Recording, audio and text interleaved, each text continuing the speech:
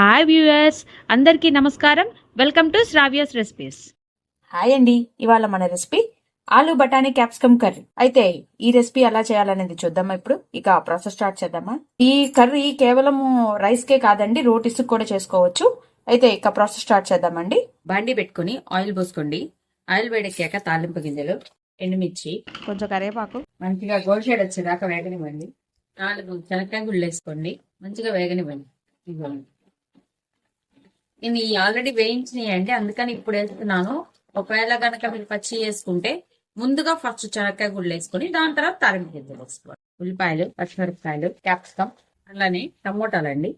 నేను 2 టమోటాలు తగ్గా కలుపుకున్నాను. కాసేపు వేగనిద్దామండి మొత్తం కూడా. ఇదిగోండి, నేను ఇప్పుడు బఠానీ ముందుగా ఉడకబెట్టుకున్నానండి. బఠానీ వేసుకుందాం. త్వరగా ఉడికితేనే కుక్కర్లో ముందుగా ఉడకబెట్టానండి. ఇప్పుడు అట్లానే ఆలు కొంచెం పసుపు వేసుకొని ఉడకబెట్టుకున్నాను, దీంట్లోనే వేసి వాటితో పాటు ఉడకబెట్టుకుందాం, మగ్గబెట్టుకుందాం అండి. కొంచెం ఉప్పు వేసుకుందాం, 1 స్పూన్ ఉప్పు. కూరకు సరిపడా వేసేసుకోండి. 1 స్పూన్ అనేది కూరకు ఎంత పట్టిద్ది అనేది చూసుకుని దాన్ని బట్టి వేసేసుకుందాం. ఆల్రెడీ ఇందాక దాంట్లో పసుపు వేసి ఉడకబెట్టానండి ఆలులో. కాకపోతే వీటన్నిటికీ కూడా వేసుకోవాలి కాబట్టి మామూలుగా కూరలో జనరల్ గా పసుపు వేస్తాం కాబట్టి పసుపు వేసుకుందాం. మంచిగా ఒకసారి కలుపుకుందాం అది మొత్తం కూడా. కొంచెం వాటర్ పోసి ఉడకబెట్టుకుందామండి. ఈ క్యాప్సికమ్ ఇవన్నీ ఉడకాలి కదా, ఇది ఆల్రెడీ ఉడికిపోయింది, బట్ ఇంకొంచెం నీళ్లు పోసేసి ఉడకబెట్టేసుకుందాం. కొంచెం నీళ్లు పోస్తున్నాను. నీళ్లు పోసి మంచిగా ఉడకబెట్టుకుందాం. ఇప్పుడు మనము వాటర్ పోసుకున్నాం కాబట్టి కొంచెం సేపు మూత పెట్టి మగ్గబెడదామండి. మొత్తం కూడా ఉడికేటట్టు మగ్గబెడదాం. ఇప్పుడు కొంచెం జీరా పౌడర్ వేద్దామండి. జీరా పౌడర్, కొంచెం ధనియాల పౌడర్ మొత్తం కూడా వేసి ఒకసారి కలిపుకుందామండి. ఒకసారి మంచిగా కలిపుకుందాం. కొంచెం గరం మసాలా, స్పైసీకి తగ్గట్టు కొంచెం కారం వేసుకోండి. కారం తినే వాళ్ళు ఎక్కువ ఉంటే కొంచెం వేసుకోండి, ఎక్కువ వేసుకోండి.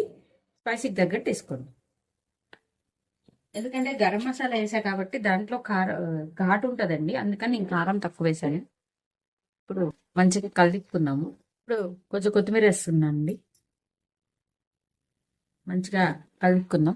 ఇది ఒక రైస్ లోకే కాదండి, రోటీస్ లోకి కూడా బాగుంటుంది కర్రీ. మీకు కొంచెం లిక్విడ్ గా కావాలనుకుంటే కొంచెం వాటర్ పోసుకొని లిక్విడ్ ఫార్మేట్ లోకి తీసుకొచ్చుకోవచ్చు అండి. కొంచెం వాటర్ పోసుకుందాం. ఇప్పుడు గట్టిగా ఉంది కాబట్టి కొంచెం వాటర్ పోసుకుందామండి. కొంచెం ఇట్లా మంచిగా ఉడకబెట్టుకుందాం. కొంచెం బబుల్స్ రాగానే తీసేద్దామండి. ఇదిగోండి, చూసారు కదా, అట్లా చూడండి, ఇలా బబుల్స్ వచ్చేసినాయి. ఇప్పుడు మనం ఇంకా కర్రీ అయిపోయిందండి, ఆపేద్దాం. ఒక బౌల్లోకి తీసుకుందాము.